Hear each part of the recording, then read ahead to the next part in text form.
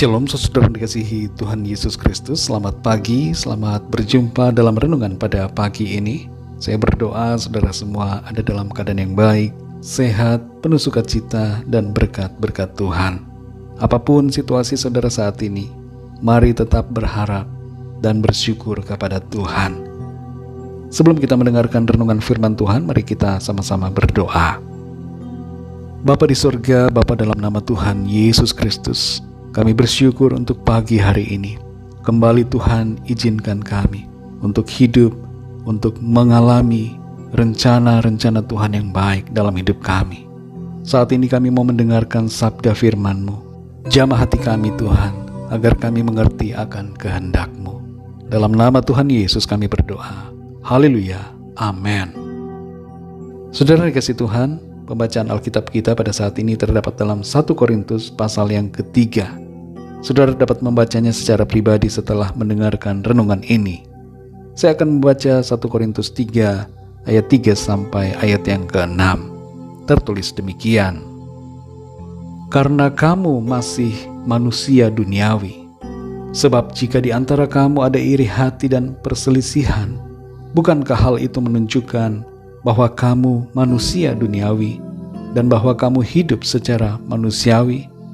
Karena jika yang seorang berkata, aku dari golongan Paulus, dan yang lain berkata, aku dari golongan Apolos, bukankah hal itu menunjukkan bahwa kamu manusia duniawi yang bukan rohani? Jadi apakah Apolos, apakah Paulus, pelayan-pelayan Tuhan yang olehnya kamu menjadi percaya, masing-masing menurut jalan yang diberikan Tuhan kepadanya? Aku menanam, Apolos menyiram, tetapi Allah yang memberi pertumbuhan. Saudara dikasih Tuhan, di Yunani kalau kita menuju ke kota Korintus dari kota Athena, maka kita akan melewati sebuah tempat bernama Kanal Korintus.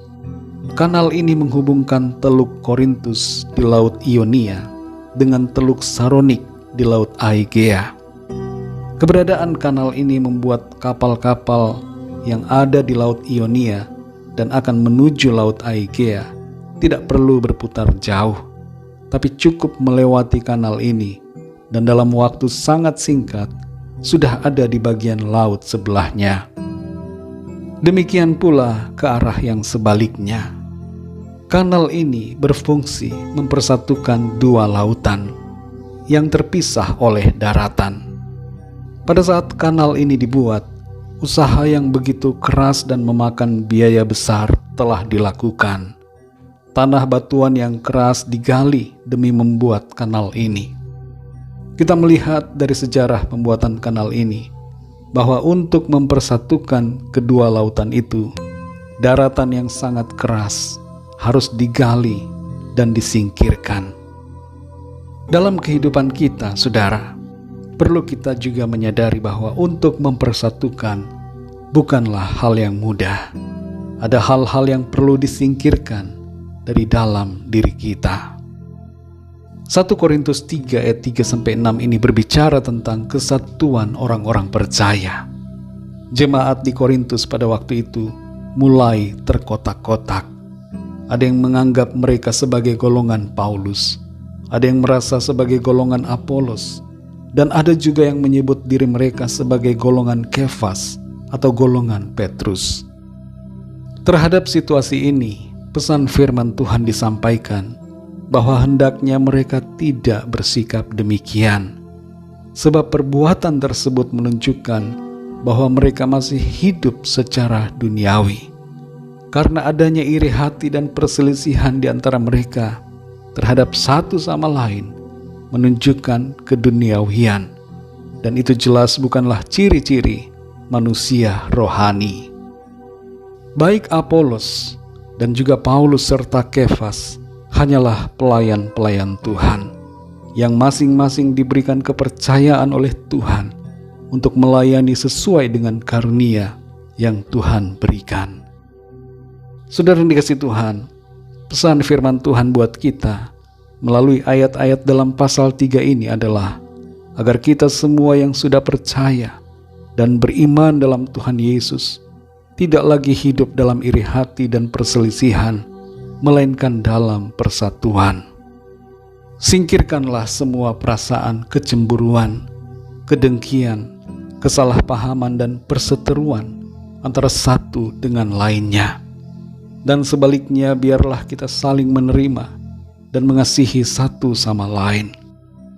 Kita mungkin berbeda-beda dalam hal denominasi gereja, tapi hal itu bukanlah untuk memisahkan kita. Tapi hendaknya kita terfokus pada Tuhan Yesus Kristus, Sang Kepala Gereja, Tuhan dan Juru Selamat kita. Dan kita menyadari bahwa kita semua satu, dan kita adalah anggota-anggota tubuh Kristus yang hendaknya saling menopang dan mendukung satu sama lain. Saudara dikasihi Tuhan, marilah kita jadi manusia-manusia rohani yang tidak lagi hidup dalam iri hati dan perselisihan antara satu sama lain, tapi dalam ketulusan dan persatuan, saling membangun, saling mengasihi, dan melayani Tuhan bersama-sama, sehingga semakin banyak jiwa yang diselamatkan. Saudara dan saya bukanlah jemaat dari seseorang yang kita idolakan, tapi kita semua adalah jemaat Tuhan. Saudara dan saya bukanlah milik dari seseorang, tapi kita semua adalah milik dari Tuhan kita, Yesus Kristus. Mari kita berdoa, saudara. Bapa kami yang di surga, Bapa dalam nama Tuhan Yesus Kristus, Bapa yang sungguh sangat baik, yang selalu bekerja dan berkarya begitu luar biasa dalam kehidupan kami. Kami bersyukur untuk firman-Mu hari ini, menegur kami, mengingatkan kami untuk kami tidak menyimpan iri hati, tidak saling berselisih satu sama lain, khususnya sesama orang-orang percaya dan yang beriman kepada-Mu ya Tuhan Yesus. Tapi kami saling mengasihi, saling menopang satu sama lain, dan bersatu dalam kasih, dalam iman, dalam penyembahan kepada Tuhan. Jamah hati kami Tuhan, penuhi dengan kasih-Mu, sehingga kami dapat melihat sesama kami dengan mata-Mu ya Tuhan, dengan kasih-Mu, dengan semangat persatuan, saling melayani dan melengkapi satu sama lain. Terima kasih untuk firman-Mu. Teruslah berbicara kepada kami ya Roh Kudus, dan tuntun kami untuk kami hidup dalam kebenaran-Mu. Berkati kami semua di sepanjang hari ini, dalam segala aktivitas dan kegiatan kami. Pakai kami ya Tuhan, untuk menjadi berkat bagi sesama kami, dan untuk memuliakan nama Tuhan. Kami berdoa mohon lawatan-Mu, yang sakit Tuhan sembuhkan, yang lemah Tuhan kuatkan, yang susah mengalami penghiburan dari Tuhan, yang sedang terikat terbelenggu dosa dan kuasa kegelapan, saat ini mengalami kelepasan di dalam nama Tuhan Yesus. Kemenangan Tuhan berikan. Dan yang sedang dalam pergumulan persoalan, mengalami lawatan dan jamahan serta pertolongan Tuhan, kami serahkan segala sesuatunya ke dalam tangan kasih-Mu. Kami percaya kami alami pertolongan, kemenangan, sukacita dan berkat Tuhan. Dalam nama Tuhan Yesus Kristus, Tuhan dan Juru Selamat kami sudah berdoa dan mengucap syukur. Haleluya. Mari sama-sama kita berdoa, doa Bapa kami. Bapa kami yang di surga, dikuduskanlah nama-Mu, datanglah kerajaan-Mu, jadilah kehendak-Mu di bumi seperti di surga. Berikanlah kami pada hari ini makanan kami yang secukupnya, dan ampunilah kami akan kesalahan kami, seperti kami pun mengampuni orang yang bersalah kepada kami. Dan janganlah membawa kami ke dalam pencobaan, tetapi lepaskanlah kami daripada yang jahat, karena Engkaulah yang mempunyai kerajaan dan kuasa dan kemuliaan sampai selama-lamanya. Amin. Terimalah berkat Tuhan. Tuhan memberkati engkau dan melindungi engkau. Tuhan menyinari engkau dengan wajah-Nya dan memberikan kasih karunia. Tuhan menghadapkan wajah-Nya kepadamu dan memberikan damai sejahtera. Berkat anugerah dari Bapa Surgawi, cinta kasih karunia dari Tuhan Yesus Kristus, dalam persekutuan dan penghiburan Roh Kudus, menyertai kita semua sekarang ini dan sampai selama-lamanya. dalam berkat nama Tuhan Yesus Kristus. Haleluya. Amin. Puji Tuhan, saudara yang dikasihi Tuhan, saya percaya firman Tuhan menjadi berkat dan kekuatan buat saudara semua. Dan Roh Kudus akan menolong saudara untuk lebih lagi memahami kebenaran firman Tuhan.